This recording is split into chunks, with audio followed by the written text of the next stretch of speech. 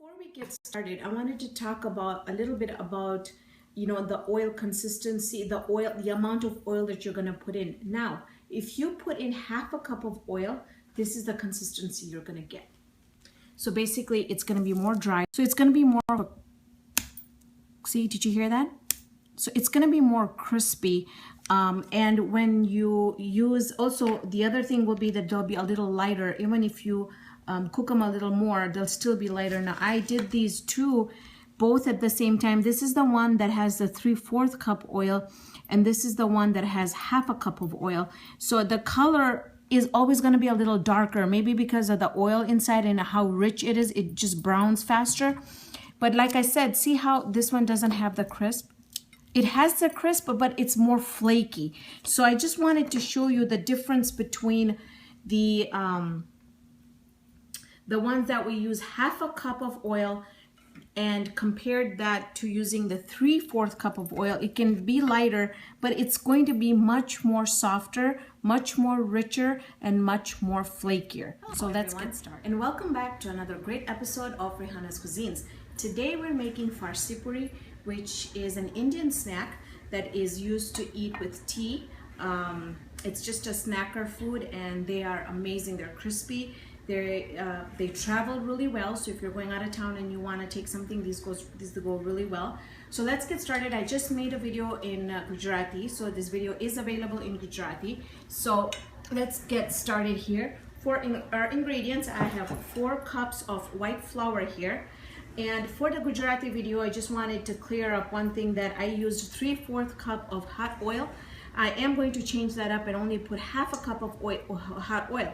And the reason for that is because I'm using a new flour here, and with my the ones that I made here, they're very, very rich, and so I kind of want to not make them too rich where they melt too much in the mouth, because it's supposed to be crispy. So with 4 cups of white flour, we're going to be adding salt to taste. We're going to be adding only half a cup of oil, hot oil. We're also going to be using carom seeds, which is called ajwain in Gujarati, and this is what they look like. They're very healthy for you, so we're going to be using that. And then we're going to be using 2 tablespoons of rice flour here, and we're going to use enough water to bind the dough. Now, I forgot my gloves. I'll grab my gloves.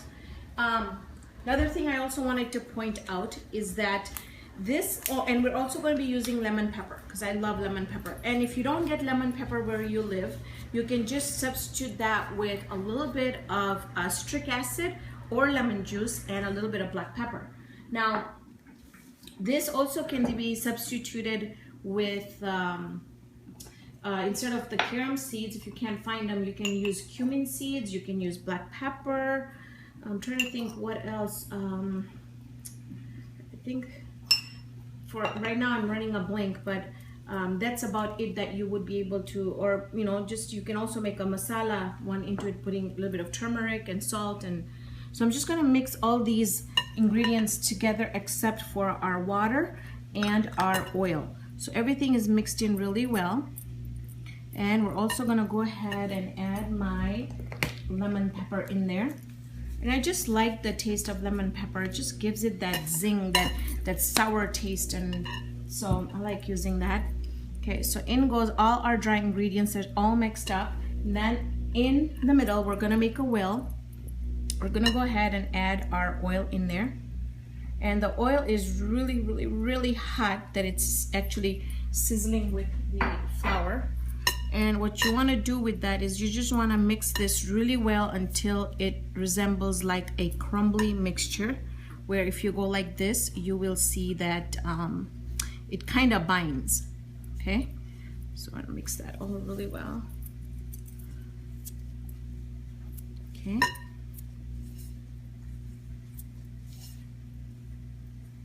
Okay, we're gonna go ahead and start adding water in there really, really slowly. So you don't want to add too much water, because you don't want to go back and start adding flour. But and this dough, you want to have it where it's not soft.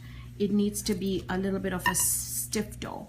You also want to make sure that you want to rest this dough for about 10 to 15 minutes, and then you'd be ready to start rolling it flat, and then you could either just take bite-sized small pieces of the dough and roll them in round shapes, which I think is just makes a lot of work.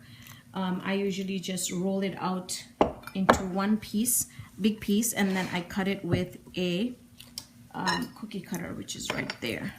So this is something, if you're planning to make for a lot of people, if you're planning to take it to the mosque, or you're planning to have like a party and have like finger foods, this is great because it makes quite a bit of makes about, I think, depending on how big your pieces are, they should make a good 4 dozen on it. My pieces are smaller, so if you look at the rounds here, they're not very big, but if you're gonna do double the size, obviously you're gonna have lesser puris. So let's say about 2 to 3 dozen for sure. And you can be creative. You don't have to have just the round pieces. You could just do rectangular pieces. You could do where they're thinner, they're about thinner, 1 inch in height, and then length would be like 3 to 4 inches. So they're easy to dunk, because I love dunking this in my tea and having it with my tea. So if you see here, we have a good dough. I'm just going to add just a little bit more water, just a little more. Okay.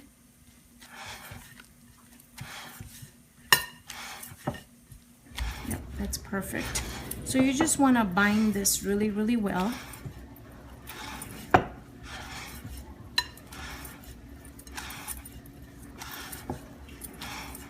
Okay, and you just want to let it rest for about 10 to 15 minutes.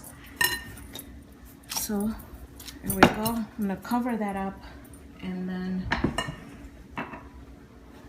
I'm going to show you here. I have some extra flour here that you might need when you start rolling out the dough. So I'm going to take a very small piece here, because I just want to show this to you guys. This is the dough that I made earlier, and when I say that the dough was very rich, you can tell that when you're trying to make a ball, it splits on you, and that means that it's a very rich dough. So this brand of dough that I'm using, it is an all-purpose, but it's a different company, made such a big difference. So I'm just gonna roll this, turn my stove on. I have about 3 cups of oil, which is warming up. And what you want to do is you want to start with a small piece, and the reason is because when you start with a small piece, you can make sure that the middle part also does not remain very thick. And here you can see that when the dough is splitting, that means that the dough is very rich, just like if you were making a pastry. That's how, the more fat you have in there, the more. So if you want it to be where it's going to melt in your mouth, use the 3/4 cup of oil. If you want where it's crispy, soft, but it isn't really melting in your mouth, use 1/2 cup of the flour. So see here, you just want to go ahead, and if you use 1/2 cup of the flour, you're not going to have the tearing as much, because the dough is not going to be as rich. So, and this is fine too. I love these, and you can always just kind of get them together. Okay, so this is just a basic idea I'm just giving you. There, you're just going to take a cookie cutter, and before that you're going to take a knife, and you're going to make the indentations on the whole puri. Okay, then you're going to make your rounds. Then you're going to follow me, and what we're going to do is we're going to place them into the oil. The reason why we made the indentations is because this puri, you don't want it to rise. You want it to be flat, and if you were to leave it and not make the indentations in it, it's gonna poof up. So there you go. That's frying up, and what you want to do is you want to keep an eye on it. You don't want to put it on a very high flame, because you want this to be crispy, and you just want to keep an eye on it. You can keep rolling your dough. This is really, really forgiving. This puri is really forgiving. Just keep an eye on it, but you don't need to stand by the stove. You just let it cook on its own, and then you'll turn it a couple of times, and then you'll know by just hitting your ladle in here that they're gonna be crispy and they're gonna be done. So you could either wait until they're like almond shaped or cook it until they're a bit more on the browner side, which this is what my mother-in-law loves. And see the color difference, but both of them are just as crispy. And I don't know if you can hear that, but both of them are just as crispy. So I just wanted to show you a very quick snack recipe today. So thank you for joining me on this episode of Rehana's Cuisines. Hope you can join me here next time with another great video. And I'm gonna be dunking this in my tea and enjoying this. Hopefully you guys can give this a try. Leave me a comment, follow me on Instagram, Facebook, Pinterest, Google+, and I'll see you here next time with another great video. See you then, friends.